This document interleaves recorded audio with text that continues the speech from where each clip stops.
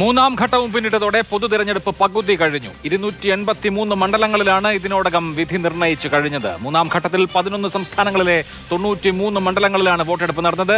ഈ മണ്ഡലങ്ങളിൽ 71ലും കഴിഞ്ഞ തവണ വിജയിച്ചത് BJP ആണ്. കോൺഗ്രസിന് കിട്ടിയത് വെറും 4 സീറ്റായിരുന്നു കഴിഞ്ഞ തവണ. ഇത്തവണ 71ഇടത്ത് കോൺഗ്രസും BJPയും നേരിട്ട് മത്സരിക്കുകയാണ്. വോട്ടെടുപ്പ് നടന്നത് ശക്തി കേന്ദ്രങ്ങളിലാണെങ്കിലും കഴിഞ്ഞ തവണത്തേതുപോലെ എളുപ്പമല്ല BJPക്ക് കാര്യങ്ങൾ. 400+ നിന്ന് കേവല ഭൂരിപക്ഷത്തിലേക്ക് ചർച്ച മാറിയിരിക്കുന്നു. ഇന്ന് സൂപ്പർ പ്രൈം ടൈം ചർച്ച ചെയ്യുന്നു. 3-ൽ മുന്നിലാര്? BJPയുടെ ആത്മവിശ്വാസം കുറഞ്ഞോ? ഇന്ത്യ തിളങ്ങുമോ? വോട്ടിംഗ് കുറഞ്ഞത് ആരെ തുണയ്ക്കും? ഈ ചർച്ചയിൽ Shri KP Noushad Ali Congress, Shri Shankutty Das BJP, Shri KT Kunhikannan CPIM, doctor Mohan Varghese രാഷ്ട്രീയ നിരീക്ഷകൻ എന്നിവർ ചർച്ചയിലേക്ക്. ആദ്യം ശ്രീ ശങ്കുട്ടി ദാസ്, അബ് കി ബാർ 400 പാർ എന്നാണ് തെരഞ്ഞെടുപ്പ് തുടങ്ങും മുമ്പ് പറഞ്ഞിരുന്നത് BJP. 283 സീറ്റുകളിലെ പോളിംഗ് അവസാനിച്ചു കഴിയുമ്പോൾ അതേ ആത്മവിശ്വാസമുണ്ടോ? രാഷ്ട്രീയ ഉപശാലകളിൽ ഇപ്പോൾ BJPക്കോ NDAക്കോ കേവല ഭൂരിപക്ഷം തികയ്ക്കാനാകുമോ എന്ന ചർച്ച നടക്കുന്നു. പ്രതിപക്ഷം അപ്രതീക്ഷിതമായ ഒരു ട്വിസ്റ്റ് ഉണ്ടാവുന്നു എന്ന് പ്രതീക്ഷിക്കുന്നു. ഇന്ത്യയിൽ കാര്യങ്ങളാകെ മാറി മറിയുകയാണോ? ഒട്ടുമില്ല. നമുക്ക് ഇസ് ബാർ 400 की പാർ എന്നത് തെരഞ്ഞെടുപ്പിന് മുൻപായിട്ട് പറഞ്ഞൊരു കാര്യമാണ്. BJP അതിപ്പോ ആവർത്തിക്കാതിരിക്കുന്നതിന് കാരണം അത് ഇലക്ട്രേറ്റിൽ ഉണ്ടാക്കിയിട്ടുള്ള ഒരു ഓവർ കോൺഫിഡൻസ്. എന്ത് വന്നാലും BJP തന്നെ ജയിക്കും, നമ്മൾ പ്രത്യേകിച്ചൊന്നും ചെയ്യേണ്ട ആവശ്യമില്ല എന്നൊരു ഫീലിംഗ് ഒരു പക്ഷേ പോളിംഗ് ശതമാനത്തെ ബാധിക്കുന്നുണ്ടോ എന്നുള്ള സംശയം കൊണ്ടാണ് 400 की പാർ എന്നുള്ളത് പിന്നീട് സെക്കൻഡ് ഫേസിന് ശേഷം പറയാതിരുന്നു. കാരണം നമ്മൾ പ്രതീക്ഷിച്ചത്ര പോളിംഗ് ഈ പറയുന്ന 3 ഘട്ടങ്ങളിലും ഉണ്ടായിട്ടില്ല എന്ന് നമ്മൾ കാണുന്നുണ്ട്. അതിന്റെ ഒരു പ്രധാനപ്പെട്ട കാരണം, പല കാരണങ്ങളും ഉണ്ടായിരിക്കാം. ഈ കാലാവസ്ഥ ഒരു പ്രധാനപ്പെട്ട കാരണമാണ്, ചൂട് ഒരു പ്രധാനപ്പെട്ട കാരണമാണ്, ഈ പറയുന്ന വോട്ടേഴ്സ് ഫെറ്റീഗ് എന്ന് പറയുന്ന കാരണങ്ങളൊക്കെ പല റീസൺസ് ആണ്. പക്ഷേ ഒരു ഓവർ കോൺഫിഡൻസ് ഇലക്ട്രേറ്റിലുണ്ട്. അത് 2 ഭാഗത്തും ഉണ്ട്. ഇപ്പൊ കേരളത്തിലൊക്കെ ആന്റി ഇൻക്യുമൻസി വോട്ടുകൾ കുറയാനുള്ള കാരണം നമ്മൾ കഴിഞ്ഞ വട്ടത്തെ പോലെ UP അധികാരത്തിൽ വരും, രാഹുൽ ഗാന്ധി പ്രധാനമന്ത്രിയാവും എന്ന് കരുതി വലിയ ആവേശത്തിൽ വോട്ട് ചെയ്തിന് പ്രത്യേകിച്ച് മാറ്റമൊന്നും ഉണ്ടാവാൻ പോകുന്നില്ല.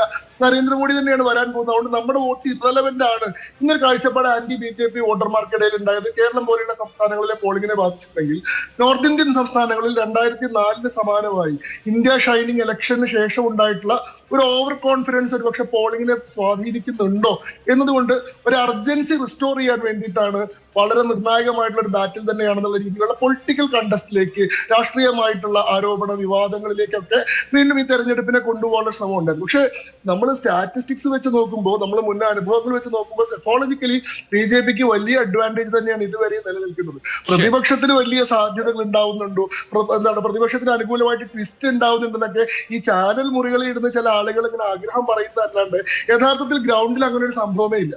ഇപ്പൊ ഇന്ന് ഇലക്ഷൻ നടന്ന തേർഡ് ഫേസ് ഇലക്ഷൻ നടന്നു. ഈ തേർഡ് ഫേസ് ഇലക്ഷനിൽ 94 സീറ്റുകളിലേക്കാണ് തെരഞ്ഞെടുപ്പ് നടന്നത്. കഴിഞ്ഞ വട്ടം ഈ 94 ചെറിയൊരു കണക്ഷൻ ഏറ്റവും ശക്തി കേന്ദ്രങ്ങളിൽ മടങ്ങിയെത്താം. ശരിയാണ് താങ്കൾ പറഞ്ഞത്. കഴിഞ്ഞ തവണ 71 സീറ്റ് ജയിച്ചിരുന്നു ഇവിടെ. ശ്രീ ഡോക്ടർ മോഹൻ വർഗീസ്, BJPയെ സംബന്ധിച്ച് നോക്കൂ, കഴിഞ്ഞ തവണ കോൺഗ്രസിന് വെറും 4 സീറ്റ് മാത്രമാണ് ഈ 94 സീറ്റുകളിൽ കിട്ടിയത്. ഇപ്പോൾ സൂററ്റ് ഇതിനോടകം തന്നെ BJP ജയിച്ചു കഴിഞ്ഞിരിക്കുന്നു. നമ്മൾ കഴിഞ്ഞ 2014 താരതമ്യം ചെയ്ത 2014 68 സീറ്റാണ് BJPക്ക് കിട്ടിയത്. NDA കക്ഷികൾ എന്ന നിലയിൽ വേറെയും വലിയ തോതിൽ കോൺഗ്രസ് തരംഗം ആഞ്ഞടിച്ച 2009 തെരഞ്ഞെടുപ്പിൽ, രണ്ടാം UPA സർക്കാർ വന്ന തെരഞ്ഞെടുപ്പിൽ പോലും ഈ 94 മണ്ഡലങ്ങളിൽ 49 എണ്ണം ജയിച്ചിട്ടുള്ളത് BJP ആണ്. എന്ന് പറഞ്ഞാൽ BJPയുടെ ഏറ്റവും സുരക്ഷിതമായ കോട്ടകളിലാണ് ഈ മൂന്നാം ഘട്ടത്തിലെ പോളിംഗ് നടന്നത് എന്നുള്ളതൊരു വസ്തുതയാണ്. പക്ഷേ ഈവൻ ഗുജറാത്തിൽ പോലും ചില അപ്രതീക്ഷിതമായ സംഭവ വികാസങ്ങൾ ഉണ്ടാകുന്നു. ഇപ്പോൾ നമ്മൾ തൊട്ടടുത്ത സംസ്ഥാനമായ കർണാടകയെ നോക്കിക്കഴിഞ്ഞാൽ കർണാടകയിലെ ലിംഗായത്ത് ബെൽറ്റിൽ ആണ് അവസാനത്തെ 14 സീറ്റിൽ വോട്ടെടുപ്പ് നടന്നത്. അവിടെ പോലും അപ്രതീക്ഷിതമായി മത്സരം വരുന്നു. പലയിടത്തും മഹാരാഷ്ട്ര വേറൊരു ഉദാഹരണം. ആ തരത്തിൽ BJPയെ സംബന്ധിച്ച് ഒരു കേക്ക് വാക്ക് എന്ന പ്രതീക്ഷ അവസാനിച്ചു. താങ്കൾക്ക് എന്താണ് തോന്നുന്നത്? ഏതായാലും അഭിലാഷ്, മുൻപ് തെരഞ്ഞെടുപ്പ് പ്രക്രിയ തുടങ്ങുന്നതിന് മുൻപ് പ്രൊജക്റ്റ് ചെയ്തിരുന്ന 400 സീറ്റ് NDAയ്ക്കും 370 സീറ്റ് BJPക്ക് ഒറ്റയ്ക്കും ലഭിക്കണമെങ്കിൽ ഒരു തരംഗമുണ്ടാവണം. അങ്ങനെ ഒരു തരംഗത്തിൻ്റെ BJP അനുകൂല ഒരു മോദി തരംഗത്തിൻ്റെ സൂചനകളൊന്നും തന്നെ ഈ 3 ഘട്ടങ്ങളിലായി ഇപ്പോൾ അവസാനിച്ച മൂന്നാം ഘട്ടത്തിൽ ഉൾപ്പെടെ കാണാനില്ല. ഒരു ലോ വോട്ടർ ടേൺ ഔട്ട്, പൊതുവേ ഒരു തണുത്ത ഒരു ല്യൂക്വാം ഒരു ആറ്റിറ്റ്യൂഡാണ്. അതിനുള്ള പ്രധാന കാരണം അത് പല രീതിയിലാണ് അതിനെ വിലയിരുത്തേണ്ടത്. അതിന് നമ്മൾ സംസ്ഥാനങ്ങളിലേക്ക് പോയല്ല, ചൂട്, തണുപ്പ്, മറ്റു കാര്യങ്ങളെല്ലാം മാറ്റി നിർത്തുന്നു, കാലാവസ്ഥ മാറ്റി നിർത്തുന്നു. ഇവിടെ ഇഷ്യൂ ബേസ്ഡ് ആയിട്ട് നോക്കിക്കഴിഞ്ഞാൽ ഇപ്പോൾ തെരഞ്ഞെടുപ്പിന് പോയിരിക്കുന്നത് BJPക്ക് ഇവിടെ എല്ലാവരും സൂചിപ്പിച്ചതുപോലെ അതിശക്തമായ പ്രതീക്ഷയുള്ള മേഖലകളിൽ തന്നെയാണ്. കർണാടകത്തിൽ കഴിഞ്ഞ പ്രാവശ്യം 28 സീറ്റുള്ള കർണാടകത്തിൽ 25 സീറ്റും BJP ആണ്. സൗത്ത് ഇന്ത്യയിൽ BJP നേടിയ 29 സീറ്റിൽ 25 വന്നത് കർണാടകത്തിൽ നിന്ന് മാത്രമാണെന്ന് ഓർക്കണം. ആ കർണാടകത്തിലെ വൊക്കലിക മേഖലയിൽ ഉണ്ടായ ഒരു തിരിച്ചടി ഇപ്പോൾ ഇതാ ലിംഗായത്ത് മേഖലയിൽ, വൊക്കലിക മേഖലയിലാണല്ലോ ദേവഗൌഡ ഫാമിലിയുടെ തട്ടകം, സദൺ കർണാടക. ആ മേഖലയിൽ ഉണ്ടായ സെക്സ് സ്കാൻഡലുമായിട്ട് ബന്ധപ്പെട്ട കാര്യങ്ങൾ ഇപ്പോൾ മത്സരിക്കുന്നത് ആരും തന്നെ ജനതാദൾ കാൻഡിഡേറ്റ്സ് ഇല്ലെന്ന് ഓർക്കണം. 14 സ്ഥാനാർത്ഥികളും 28-ൽ 14 സീറ്റുകൾ ഇന്ന് പോളിംഗിന് പോയി.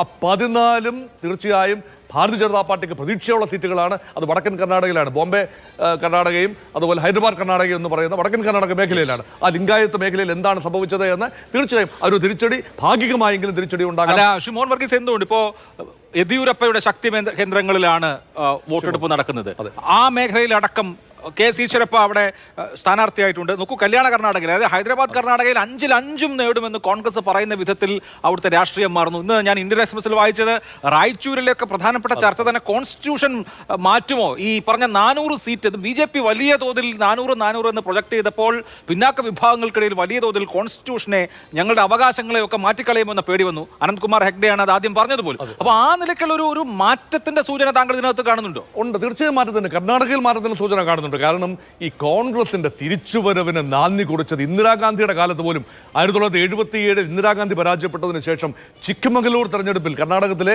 ചിക്കമംഗലൂരിൽ മത്സരിച്ചുകൊണ്ടാണ് തിരിച്ചു വന്നത്. അതുകൊണ്ട് ആന്ധ്രയും കർണാടകയും പണ്ട് മുതൽ തന്നെ, ഇപ്പോൾ ആന്ധ്ര കൈവിട്ടു പോയി, ഇപ്പോൾ തിരിച്ചു പിടിക്കാനുള്ള ശ്രമത്തിലാണ്. അതുകൊണ്ട് കർണാടകയെ നമ്മൾ വേറിട്ട് കണ്ടെങ്കിലേ പറ്റും. നോർത്ത് ഇന്ത്യയിലെ ഒരു നറേറ്റീവ്, മധ്യപ്രദേശിലെയും ഗുജറാത്തിലെയും ഒരു നറേറ്റീവ് വെച്ചുകൊണ്ട് നമുക്ക് കർണാടകയെ കാണാനാവില്ല. അതുകൊണ്ട് കർണാടകയിൽ പ്രതീക്ഷിച്ചിട്ട് മഹാരാഷ്ട്രയിലേക്ക് വന്നു കഴിഞ്ഞാൽ അതാണ് ബാറ്റിൽ ഫീൽഡ് സ്റ്റേറ്റ് എന്ന് പറയുന്നത്. രണ്ടാമത്തെ വലിയ സംസ്ഥാനം, ഈ ഇലക്ട്രൽ കണക്ക് കൂട്ടൽ രണ്ടാമത്തെ വലിയ സംസ്ഥാനം. 80 സീറ്റുള്ള ഉത്തർപ്രദേശ് കഴിഞ്ഞാൽ 48 സീറ്റുള്ള മഹാരാഷ്ട്രയിൽ പൊടി പാടുന്ന പോരാട്ടമാണ്. 11 സീറ്റുകളാണ് ഇന്ന് തെരഞ്ഞെടുപ്പിന് പോയത്. അതിൽ വിദർഭ മേഖലയിലെ ചില സീറ്റുകളും അതുപോലെ തെക്കൻ മഹാരാഷ്ട്രയിലെ അത് ബാരാമതി ഉൾപ്പെടെയുള്ള സീറ്റുകളും. പവാറിൻ്റെ തട്ടകം, അവിടെ അജിത് പവാറിൻ്റെ പാർട്ടിക്കാണോ ശരത് പവാറിൻ്റെ പാർട്ടിക്കാണോ യഥാർത്ഥ NCPയുടെ പിന്തുടർച്ചാവകാശം എന്ന് തീരുമാനിക്കപ്പെടുന്ന ഒരു തെരഞ്ഞെടുപ്പ് കൂടിയാണിത്. അത് മാത്രമല്ല, ഉദ്ധവ് താക്കറെ വിഭാഗമാണോ ശിവസേന, അതോ മറ്റേ ഇപ്പോഴത്തെ ഏകനാഥ് ഷിൻഡെ വിഭാഗമാണോ യഥാർത്ഥ ശിവസേന എന്നുകൂടി മാറ്റുരയ്ക്കുന്ന ഘടകകക്ഷികൾ തമ്മിലുള്ള മത്സരം കൂടിയാണ് മഹാരാഷ്ട്ര. അതുകൊണ്ട് ഇന്ത്യ മുന്നണി തീർച്ചയായും മഹാരാഷ്ട്രയിൽ കുറച്ചുകൂടി മുന്നോട്ട് വന്നിട്ടുണ്ട് എന്നാണ് പൊതുവെയുള്ള നിരീക്ഷണം. ഉത്തർപ്രദേശ് മറ്റൊരു ബാറ്റിൽ ഗ്രൗണ്ടായിട്ട് പതിയെ വരുന്നു. 80 സീറ്റുകളും രാമതരംഗത്തിൽ പ്രാണപ്രതിഷ്ഠ കഴിഞ്ഞ സമയത്ത് ജനുവരി 22-ാം തീയതി വിചാരിച്ച ഒരു തരംഗം, അതിഗംഭീര തരംഗം ഉത്തർപ്രദേശിൽ അടിക്കുമെന്ന് എനിക്ക് തോന്നുന്നില്ല. 80 സീറ്റിൽ ഒരു 60 സീറ്റിലേക്ക് BJP പ്രതീക്ഷ ചുരുക്കുന്ന ഒരു കാഴ്ചയാണ് കാണുന്നത്. പ്രത്യേകിച്ചും പശ്ചിമ ഉത്തർപ്രദേശിൽ ജാട്ട് ബെൽറ്റിൽ കർഷകർക്കുണ്ടായ ഒരു വിഷമതകൾ അത് പരിഹരിക്കാൻ ക്രിയാത്മകമായി ഒന്നും ചെയ്തില്ല. ഗുസ്തി താരങ്ങളുമായി ബന്ധപ്പെട്ട വിഷയം, അത് മാത്രമല്ല ക്ഷത്രിയ വോട്ടുകളിൽ വരാൻ സാധ്യതയുള്ള ഇടിവ്, രാജ്പുത്ത് വോട്ടുകളിൽ വരാൻ സാധ്യതയുള്ള ഇടിവ്, BJPയുടെ തന്നെ നേതാക്കളുടെ ഭാഗത്ത് നിന്ന് വന്ന ചില പരാമർശങ്ങൾ തീർച്ചയായും രാജ്പുത്ത് വോട്ട് എക്കാലത്തും ദുർഘട കാലഘട്ടത്തിൽ പോലും രാജ്പുത്ത് വോട്ടുകൾ BJPയിലേക്ക് കേന്ദ്രീകരിക്കുന്ന ഒരു കാഴ്ചയാണ്. അതും കൂടെ നഷ്ടപ്പെട്ട് കഴിഞ്ഞാൽ ഉത്തർപ്രദേശിലെ പറയുന്ന മുന്നേറ്റങ്ങൾ ഉണ്ടാക്കാൻ കഴിയില്ല. അത് മാത്രമല്ല, സമാജ്വാദി പാർട്ടി ഒന്നാന്തരം സോഷ്യൽ എഞ്ചിനീയറിംഗ് ആണ് അവിടെ നടത്തിയിരിക്കുന്നത്. അതായത് അവിടെ ശ്രീ മോഹൻ വർഗീസ്, സമാജ്വാദി പാർട്ടി 4 മുസ്ലിം കാൻഡിഡേറ്റ്സിനെ നിർത്തിയപ്പോൾ BSP 25 മുസ്ലിം കാൻഡിഡേറ്റ്സിനാണ് നിർത്തിയിരിക്കുന്നത് ഓർക്കണം. അതായത് ഈ പറഞ്ഞ ഏറ്റവും പ്രധാനപ്പെട്ട സാധ്യതകളെ അട്ടിമറിക്കാൻ കഴിയുന്ന, സ്പ്ലിറ്റ് വോട്ടുകൾ ഉണ്ടാക്കാൻ കഴിയുന്ന വിധത്തിൽ അവിടെ BSPയുടെ മൂവ് ഉണ്ട്. ഇത്തവണ BSP അവിടെ സ്പോയിലറായി പ്രവർത്തിക്കും. അങ്ങനെയാണെങ്കിൽ സ്പോയിൽ ചെയ്യുന്നത് സമാജ്വാദി പാർട്ടിയുടെ സാധ്യതയാണ്. പ്രത്യേകിച്ച് MY കോമ്പിനേഷനാണ് എക്കാലത്തും സമാജ്വാദി പാർട്ടിയുടെ കോമ്പിനേഷൻ. അവിടെ മുസ്ലിം വോട്ടിലേക്ക് ഈ BSP നടത്തുന്ന ഇൻറോഡ്സ് അത് വലിയ തോതിൽ BJPക്ക് ഗുണകരമാവില്ലേ? പിതാവിൽ നിന്നും പുത്രനിലേക്ക് അധികാരം അല്ലെങ്കിൽ ബാറ്റൺ കൈമാറി എത്തിയപ്പോൾ അഖിലേഷ് യാദവ് ന്യൂജൻ പൊളിറ്റീഷ്യനാണ്. അദ്ദേഹത്തിനറിയാം ട്രഡീഷണൽ MY മുസ്ലിം യാദവ് കോമ്പിനേഷൻ വർക്ക് ചെയ്യണമെങ്കിൽ മറ്റ് ഒരുപാട് കാര്യങ്ങളും കൂടെ ചേർന്ന് വരണം. ഇപ്രാവശ്യം അത് വർക്ക് ചെയ്യില്ല എന്ന് വ്യക്തമാണ്. കാരണം MY കോമ്പിനേഷൻ ഒരു ഫിക്സ്ഡ് ഡെപ്പോസിറ്റായി കാണുന്നു. കാരണം യാദവ് കുലത്തിൽ നിന്നും 5 പേരെ മാത്രമേ, അതിൽ 4 പേരും മുലായം സിംഗിന്റെ ഫാമിലിയിൽ നിന്ന് തന്നെയാണ്. പിന്നെ അതിന് പുറത്തുനിന്ന് ഒരാൾ, അങ്ങ് 5 പേരേ ഉള്ളൂ. 63 സീറ്റുകൾ സമാജ്വാദി പാർട്ടി 80 മത്സരിക്കുമ്പോൾ അതിൽ 5 സ്ഥാനാർത്ഥികൾ മാത്രമാണ് യാദവ് സ്ഥാനാർത്ഥികൾ. 4 പേരെ മാത്രമാണ് മുസ്ലിം സ്ഥാനാർത്ഥികളെ ഫീൽഡ് ചെയ്തിരിക്കുന്നത്. ചരിത്രത്തിൽ ഏറ്റവും lowest turnout for the Muslims by Samajwadi party. എന്നാൽ ബഹുജൻ സമാജ് പാർട്ടി 20 മുസ്ലിം സ്ഥാനാർത്ഥികളെ ഫീൽഡ് ചെയ്തിട്ടുണ്ട്. പക്ഷേ ശ്രീ അഭിലാഷ്, ഇവിടെ ഓർക്കേണ്ട കാര്യം, സമാജ്വാദി പാർട്ടിയുടെ ബേസ് അതുപോലെ ഇൻടാക്റ്റ് ആയിട്ട് നിൽക്കുന്നു. എന്നാൽ ബഹുജൻ സമാജ് പാർട്ടിയുടെ ഒരു ദളിത് ട്രൈബൽ വോട്ട് ബേസ്, ആ വോട്ട് ബേസ് ചന്നം ഭിന്നം ചിതറിയിരിക്കുന്നു കഴിഞ്ഞ 3 വർഷത്തിനുള്ളിൽ. കാരണം അത് കഴിഞ്ഞ തെരഞ്ഞെടുപ്പിൽ 10 സീറ്റുകളാണ് ബഹുജൻ സമാജ് പാർട്ടി നേടിയത്, സമാജ്വാദി പാർട്ടിയുടെ ഒപ്പം നിന്നുകൊണ്ട്. അത് ആവർത്തിക്കാനാവില്ല. അത് ആവർത്തിക്കുമെന്ന് എന്തായാലും മായാവതിയോ BSPയോ പോലും പ്രതീക്ഷിക്കുന്നില്ല. പക്ഷേ വോട്ട് കട്ടറായി പ്രവർത്തിച്ചാൽ എത്ര വോട്ട് അവിടെ നിന്ന് അടർത്തിയെടുക്കാൻ കഴിയുമെന്നുള്ളത് പ്രധാനപ്പെട്ട ചോദ്യമാണ്. KP നൗഷാദ് അലി, എന്താണ് കോൺഗ്രസിന്റെ കണക്കുകൂട്ടൽ? ഞാൻ ഇവിടെ നേരത്തെ സൂചിപ്പിച്ചതുപോലെ ദുർഘട കാലഘട്ടത്തിൽ പോലും ഇന്ന് തെരഞ്ഞെടുപ്പ് നടന്ന സീറ്റുകളിൽ പകുതിയിൽ കൂടുതൽ നേടിയിട്ടുണ്ട് BJP എന്നുള്ളതാണ് ചരിത്രം. 2009 പോലും എന്ന് പറഞ്ഞാൽ BJPയുടെ സ്ട്രോങ് ഹോൾഡ്സ് ആണ് ഇന്നിപ്പോൾ ബൂത്തിലേക്ക് പോയിരിക്കുന്നത്. അപ്പോൾ ആ 3-ാം ഘട്ടം കഴിയുമ്പോൾ ഈ 3-ാം ഘട്ടത്തിലെ മണ്ഡലങ്ങളിൽ 80+ എന്നുള്ള ഒരു ആഗ്രഹമായിരുന്നു BJPക്ക് ഉണ്ടായിരുന്നത് മുമ്പെങ്കിൽ ഇപ്പോൾ അത്ര ഉണ്ടാവില്ല നിശ്ചയമായും. ഈ 3-ാം ഘട്ടം കഴിയുമ്പോൾ എന്താണ് കോൺഗ്രസിന്റെ പ്രതീക്ഷ?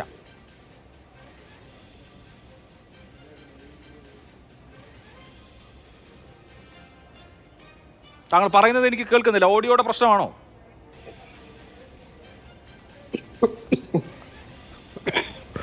മൈക്ക് പോയോ? എനിക്ക് തോന്നുന്നു അതിലെന്തോ ഒരു പ്രശ്നമുണ്ട്. അത് കറക്റ്റ് ചെയ്തതിന് ശേഷം ഞാൻ മടങ്ങിയെത്താം. ശ്രീ KT കുഞ്ഞിക്കണ്ണൻ, താങ്കൾക്ക് രാജ്യത്തെ രാഷ്ട്രീയ സ്ഥിതിഗതികളെ കുറിച്ച് എന്തു തോന്നുന്നു? ഇവിടെ ഒരു ടേണിങ്ങിനുള്ള, ഒരു ടെക്ടോണിക് ഷിഫ്റ്റിനുള്ള സാഹചര്യം ഉണ്ടോ? മുർഷിദാബാദ് പോളിംഗ് ബൂത്തിലേക്ക് പോയി കഴിഞ്ഞു. അവിടെ CPM-നെ സംബന്ധിച്ച് ബംഗാളിൽ ജയിക്കാൻ സാധ്യതയുള്ള, അല്ലെങ്കിൽ ജയം പ്രതീക്ഷിക്കുന്ന ഒരു സീറ്റ് അതാണ്. എന്താണ് തോന്നുന്നത്?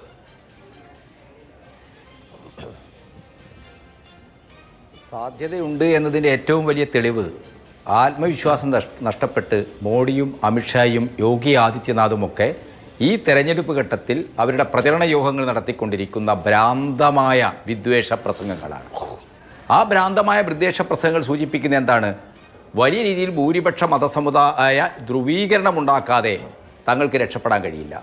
ഇപ്പോൾ 400 സീറ്റ് നേടാം എന്നുള്ള അവരുടെ ആത്മവിശ്വാസം എന്തിൻ്റെ അടിസ്ഥാനത്തിലായിരുന്നു? ഇന്ത്യ മുന്നണി ഉണ്ടായപ്പോൾ ഇന്ത്യ മുന്നണിയിൽ ശക്തമായി വരുന്ന എല്ലാ പ്രാദേശിക പാർട്ടികളിലും അവർ വിള്ളലുണ്ടാക്കി. പ്രത്യേകിച്ച് RJD, JDS, ഈ പാർട്ടികളെ ബീഹാറിൽ അവർ ഇത് ഭിന്നിപ്പിച്ചു. JDUവിനെ അവർ, നിതീഷ് കുമാറിനെ അവരുടെ NDA മുന്നണിയിലേക്ക് കൂട്ടി. ഇതേ അവസ്ഥ തന്നെ എന്താണ് മഹാരാഷ്ട്രയിലുണ്ടായി. അവിടുത്തെ ശിവസേനയിൽ വിള്ളലുണ്ടാക്കി, NCPയിൽ വിള്ളലുണ്ടാക്കി എന്ന് മാത്രമല്ല അതിൻ്റെ സ്ഥാപകനായ ശരത് പവാറിന് ആ പാർട്ടിയും ചിഹ്നവും വരെ നഷ്ടപ്പെടുത്തുന്ന അവസ്ഥയുണ്ടാക്കി. ഈ രീതിയിലുള്ള അവരുടെ ഇടപെടലുകൾ അവർക്ക് വലിയ ആത്മവിശ്വാസം ഉണ്ടാക്കിയിട്ടുണ്ട്. ഇന്ത്യ മുന്നണിയിലെ പാർട്ടികൾ, പ്രത്യേകിച്ച് അത് പ്രാദേശിക പാർട്ടികളാണ് അതിൻ്റെ സാമൂഹ്യ ബലം എന്ന് പറയുന്നത്. ഈ പ്രാദേശിക പാർട്ടികളുടെ ഐക്യത്തെ തകർത്ത് കഴിഞ്ഞാൽ തങ്ങൾക്ക് സുഗമമായിട്ട് 400 സീറ്റിലേക്ക് എത്താം എന്ന കണക്കുകൂട്ടലാണ് അമിത്ഷായ്ക്കും മോഡിക്കും ഉണ്ടായിരുന്നത്. ആ കണക്കുകൂട്ടലുകളെല്ലാം തകർന്നു പോയിരിക്കുന്നു. ഇന്ന് നമ്മുടെ രാജ്യം കണ്ടുകൊണ്ടിരിക്കുന്നത് തെരഞ്ഞെടുപ്പ് നടന്ന എല്ലാ കേൾക്കാം പറഞ്ഞു. തെരഞ്ഞെടുപ്പ് നടന്ന എല്ലാ സംസ്ഥാനങ്ങളിലും പോളിംഗ് ശതമാനം കുറയുന്നത് BJPയെ ഭയപ്പെടുത്തുന്നുണ്ട്. ഇവിടെ ശങ്കുട്ടി ദാസ് പറഞ്ഞതുപോലെ അതെന്താണ്? ആളുകൾക്ക് വിജയിക്കും, മോഡിയെ തന്നെ അധികാരത്തിൽ വരും എന്ന ഉറപ്പുള്ളത് കൊണ്ട് ആളുകൾ അത്ര സജീവമല്ല എന്നാണ് അദ്ദേഹം പറയുന്നത്. അതല്ല വിഷയം. വിഷയം എന്താണ്? രാജ്യത്തെ ജനങ്ങൾ വളരെ വ്യാപകമായ രീതിയിൽ BJPക്കെതിരായി ചിന്തിക്കുന്നു, മോഡിക്കെതിരായി ചിന്തിക്കുന്നു. തൊഴിലില്ലായ്മയും വിലക്കയറ്റവും പണപ്പരപ്പുവുമല്ലേ ജനങ്ങളുടെ ജീവൽ പ്രശ്നങ്ങൾ ഈ തെരഞ്ഞെടുപ്പിലേക്ക് വരുന്നു. അതിൻ്റെയൊക്കെ ഭാഗമായിട്ട് എന്താണ്? പൊതുവായ ഒരു മരവിപ്പുണ്ട്. എന്നാൽ ഇന്ത്യ മുന്നണി സജീവമായിരിക്കുന്ന, പ്രത്യേകിച്ച് കോൺഗ്രസും പ്രാദേശിക പാർട്ടികളും മുൻകൈയെടുക്കുന്ന എല്ലാ സ്ഥലങ്ങളിലും അവർക്കനുകൂലമായ വിധിയെഴുത്തും ഉണ്ടാകുമെന്നുള്ളതാണ് കാണിക്കുന്നത്. ആ വിധിയെഴുത്തിൻ്റെ ഒരു പരിഭ്രാന്തിയാണ് നരേന്ദ്രമോദിയെ. ഇപ്പോൾ എന്താ പറയുന്നത്? വോട്ട് ജിഹാദ് എന്നാണ്. ഇന്നലെ വരെ നമ്മൾ മീറ്റ് ജിഹാദും ലവ് ജിഹാദും ഒക്കെ കേട്ടവരാ. ഇപ്പൊ ഈ തെരഞ്ഞെടുപ്പ് ഘട്ടത്തിൽ വ്യാപകമായി മോഡി നടത്തിക്കൊണ്ടിരിക്കുന്ന പ്രസംഗം എന്താണ്? വോട്ട് ജിഹാദാണ്. ഹലോ, കേൾക്കാം ശ്രീ KT കുഞ്ഞിക്കണ്ണൻ. ഇന്നും അത് ആവർത്തിച്ചു, വോട്ട് ജിഹാദ് എന്ന പരാമർശം. കേൾക്കാം.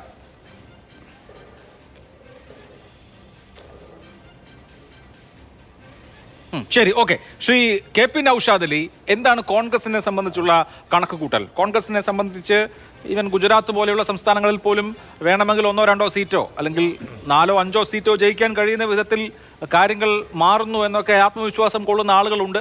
അത് ഒരുപക്ഷെ രാഷ്ട്രീയ ചർച്ചകളാകാം, ഗ്രൗണ്ടിൽ അങ്ങനെ തന്നെ ആകണം എന്ന് നിർബന്ധമൊന്നുമില്ല. എന്താണ് നിങ്ങൾ ഒരു ഫീഡ്ബാക്ക് എടുക്കുമ്പോൾ തോന്നുന്നത്?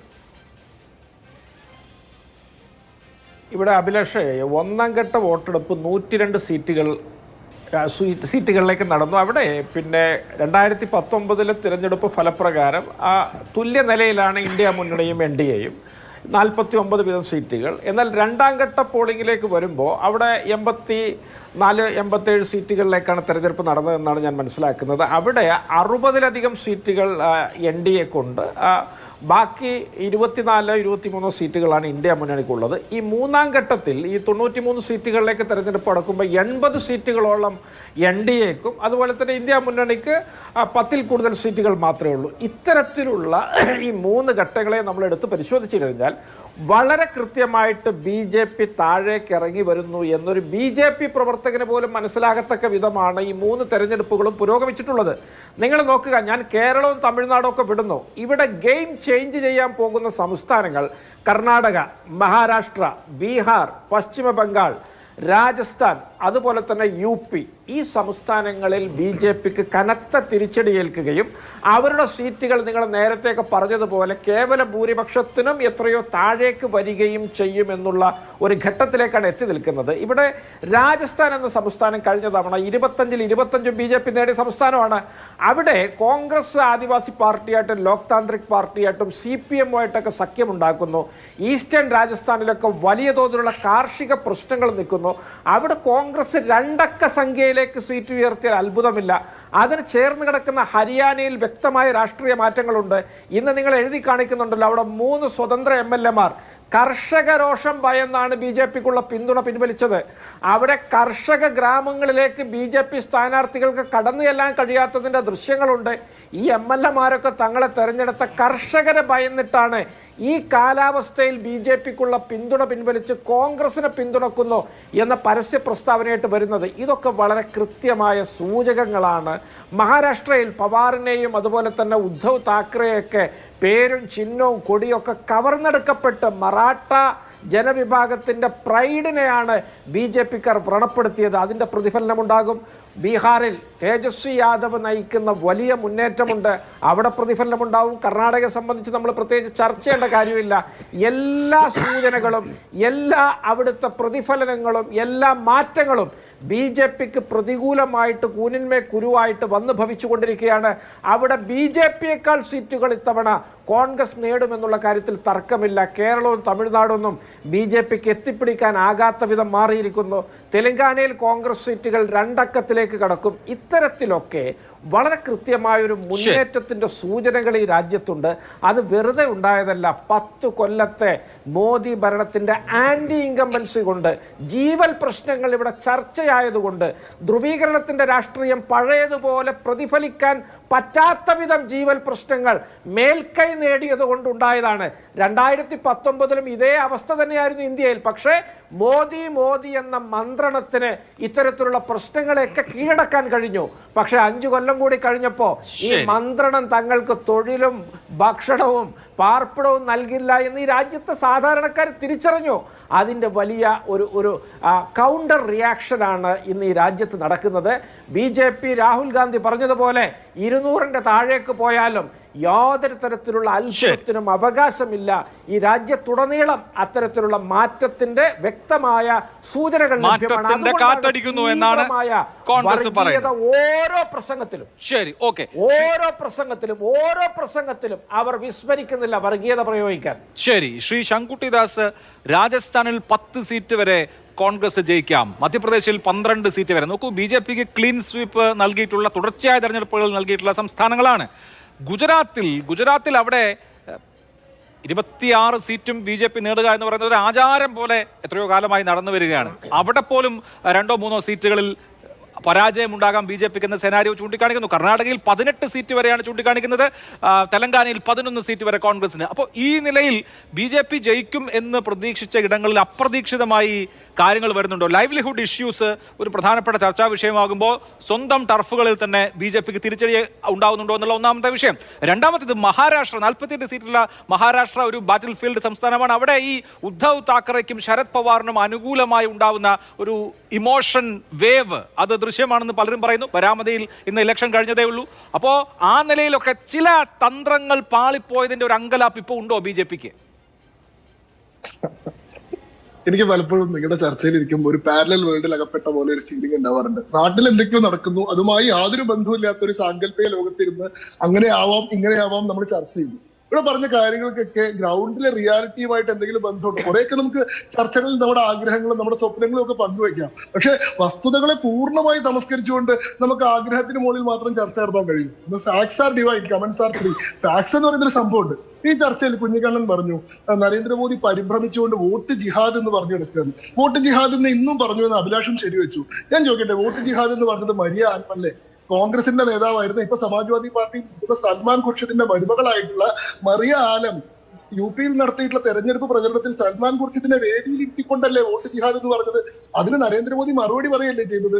നിങ്ങൾ SP നേതാവിന്റെ, കോൺഗ്രസിന്റെ പഴയ നേതാവിന്റെ മരുമകളുടെ ഇത്രയും വർഗീയമായിട്ടുള്ള ഒരു പ്രസ്താവനയെ നിങ്ങൾ BJPയെ പരാജയപ്പെടുത്താൻ വോട്ടുകൾ കൊണ്ട് ജിഹാദ് നടത്തണമെന്നുള്ള മുദ്രാവാക്യത്തെ പൂർണ്ണമായി തമസ്കരിക്കുകയും അതിന് പ്രധാനമന്ത്രി മറുപടി പറഞ്ഞത് BJP വർഗീയ പ്രചരണം നടത്തുകയാണെന്ന് പറയുകയും ചെയ്യുന്നതിന്റെ സത്യസന്ധത എവിടെയാണ്?